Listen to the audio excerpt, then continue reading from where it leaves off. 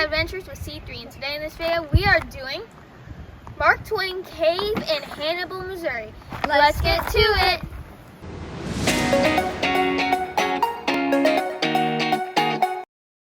If you were to put all of the passages together, you would be looking at about 6 miles of passages.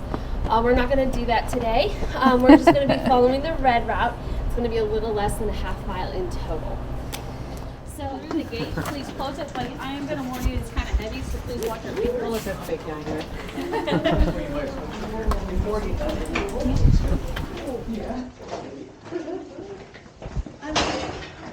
We're going to come on down here. Now this is a lot different than my last time. I am going to turn your attention to directly above you at this giant crack that is in the ceiling. You see the crack? So back before the Mississippi was a river, it was actually in a vast inland sea. So the pressure from the sea actually cracked the seabed floor, which would be this crack right here. All the water would have rushed in, carving out our nice walls and our cool passageways that we're going to actually be going through. Our walls are made of limestone.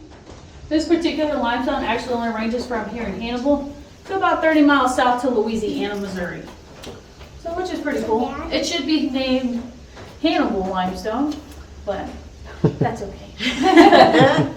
You are going to notice a few things that are in the limestone. Yeah, cool. Those are what we call calcite nodules. There's actually a really big one that is right here, which is pretty cool. Early explorers did think that they were diamonds. On the most hardness scale, a diamond would be a 10. And then you would have quartz, or like what's inside a geode. Those would be about a 7. These are actually a 2.5 to 3. Oh, wow. Yes, so they thought they struck it rich, but actually these are worthless. They're actually about the hardness of your fingernails, and they're worth about as much too. So you guys know, yes. Are there bats in here? So hopefully we will see one. I did see one, not today, but I did see one yesterday. So we might see one. So you guys know who Jesse James is, or have heard of him. He was an outlaw or a bandit, bad guy basically. So this is what we call a Jesse James hideout. We don't know 100% sure he was in fact in this one area of our cave, but we do have proof that he was in our cave at one time. We do have his signature that has been verified by handwriting experts to make sure it was his.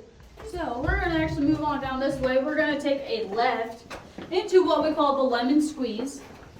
It's exactly what it sounds like. Yes. It is the narrowest part of our tour. It is 17 to 18 inches wide at its narrowest. But don't worry, if you do end up getting stuck, we do have procedures that we do have to follow. The person in front is going to pull, and the person behind is going to give you a little push. And if that doesn't help, we do have another tour starting in less than an hour. We'll tell them to get a running start.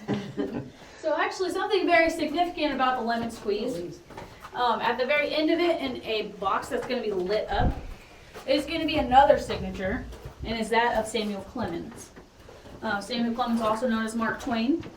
Mark Twain experts and handwriting experts, just to make sure it was his and not anybody else's from his family, because it does just say Clemens. So it's going to be in this box. It's protected because it is written in pencil. It's going to be right in the middle of it. It just says Clemens. It has been date tested as well. He would have been about 12 to 15 years old when he had written it.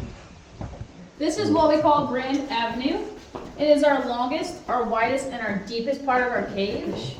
From end to end right here is a 1/4 mile long. Oh, wow. Yes, just in this one spot. It goes all the way back there until all the way. We're actually going to go to the very end of it, and then we're going to turn left. So, which is pretty neat.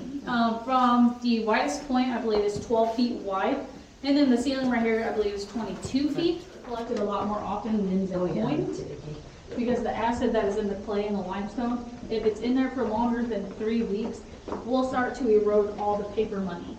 This is also where they would have held town meetings back in the day, because they didn't have air conditioning like we do today. And so this would have been a perfect spot for them.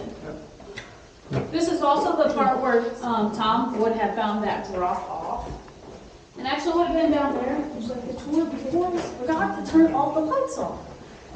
And so it ruins the illusion every time. But that's okay. Stamped in with stonemason tools. It is our first and only paid advertisement in our cave. It says Star brand shoes are simply better. Roberts Johnson A brand shoe company, St. Louis. So this was put in 1909. We did not have electricity in here until 1939. So they said they put their ad in the dark and hit rock bottom, but actually they didn't. So 2 years after this was put in, they were bought out by a new company. Star brand shoes actually had a star on the very bottom of the shoe. The new owners didn't like that because it left imprints in the dirt. And so the new owners moved it to the side of the shoe, which is a more prominent area, which is now what we call Converse or Chuck Taylors or All-Stars. Those are what we call soda straws. They are called that because they are hollow in the middle and they drip out water. Great. So up here is what we call the cascade, another form of flowstones, actually column, because you have the stalactites that were growing up here and the stalagmites at the bottom, and they grew together creating one formation, which is pretty neat. So up here on your right hand side is what we call a Latinx Palace. This is the only part in our cave where Mark Twain himself actually named. He named it after his favorite book, which is Arabian Nights. And you can kind of see what looks like the shape of the Taj Mahal. Or like an onion shape. And then the cool reflecting pond that is out front. The water that is in there, if you know anything about limestone, is a very good filter. And so the water in there you can drink. And then I'm going to turn your attention to right here. This is called the Rainbow Grotto. It does kind of get its name because of its cool light. But all 5 of our cave minerals that are found in the cave are found in this spot as well, because it is the wettest. And that is calcium, calcite, gypsum, magnesium, and cave onyx. Went home, did a research, found out I was her great-great-grandfather. So she came back, asked to be married underneath his name and in his honor. Well, of course, they said yes. So that was our very first wedding. But I always like to tell people this is probably where they house all the refreshments for the weddings. They probably had marble cake, Rocky Road ice cream, and all their drinks were probably on the rocks. And also, if you guys remember Tessa at the very beginning talking about the Discovery entrance and where Jack Sims would have followed in after his dog, if you guys want to look right here, this is the actual entrance where they would have came in, or he would have came in. This is also where Tom and Becky would have been rescued, where they would have went out. That is also where they would have found Injun Joe at the end of the book. And it's always a pleasure to have new faces. Do be careful as you go out because it is a little slick.